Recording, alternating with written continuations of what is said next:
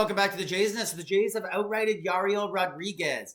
About a week ago, Dylan Cease signed, and I told you guys like that day they waived Lucas, the pitcher, and I was like, something's happening, guys. Someone's coming on. They got to clear a roster spot. So in this case, something different might be happening. Let's take a look at it. So the first thing that's happening right here is in 24 hours, the winter meetings start. That's where lots and lots of players get signed historically. Trades happen, that sort of stuff. So the Jays might just want to open up a roster spot. But there's also other things that could be happening. Here are the things that could be happening. So free of 40 spot, we just talked about that with winter meetings coming. That could be realistic. They just want to get ahead of it. They have someone in mind they're going to sign. They're just waiting for them to put their pen on the paper, and it's happening. Or this could be, hey, we don't really want to get rid of Jose Barrias, so let's just try and move this salary, because Yariel Rodriguez just a year and a half ago signed a 5-year, $32 million deal. He's still owed, I think it's $17 million on the next 3 years. And then there's some weird thing where if he opts out of year 3, the Jays could be like, no, you don't. And then they up the salary to $10 million and he has to stay. So this, whatever the amount of money is, that's probably like situation's not going to happen. But anyways, Yariel's a significant amount of money. He's one of their probably 3 largest salary contracts that they would like to move to keep things going here in the offseason.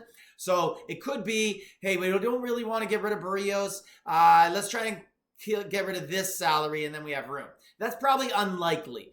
But another thing that it could be is number 3, open up trade talks. So it could be to let's just see what happens, guys. We're going to send him down. We can always call him back up because Yariel doesn't have enough service time to be able to refuse. So he has to go. Now, after the season, Yariel has the proper service time, which is less than 3 years, to be able to say, I'm done, I want to be a free agent. So he could do that, but that's really unlikely that the Jays would keep him down all year, and Yariel would do that. Most likely, Yariel is going to be laughing all the way to the bank and just being like, thank you for that money, man.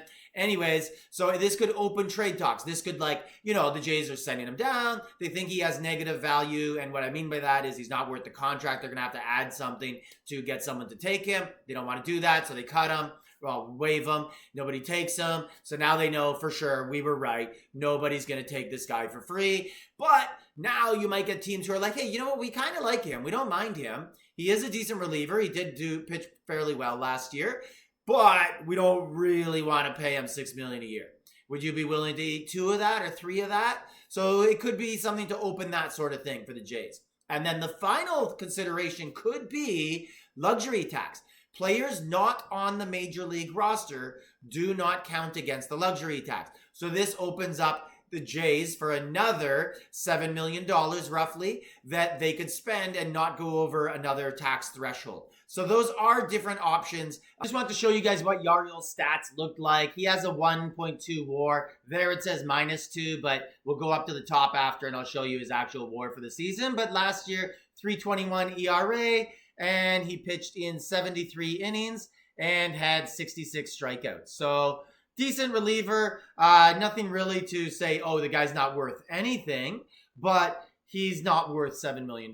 So if we go up to the top, it gives a total breakdown of his stats there. And you can see he had a 1.4 WAR for the year. You can see his age. He's only 28. He definitely has a future in this league. It's just that no one, at least at this time, wants to pay him $7 million because, a lot of teams right now are still have the big hopes and dreams. And they're like, well, if we give him 7 and our budget's 10, then we can't sign a guy for 17 who we were really hoping for. So after all the free agency finishes, maybe Yariel's trade market opens up a little bit more. But again, it does look like Jays will have to eat a bit of salary, or they just keep him there as a backup plan right now and see what happens when spring training comes around, and you always need pitching arms, right? So let me know in the comments what you guys think about this. Do you think this is to spur a trade? Do you think this is to free a 40-man roster spot and there is a signing coming? That's what we're all hoping for, right? Like, subscribe, leave a comment.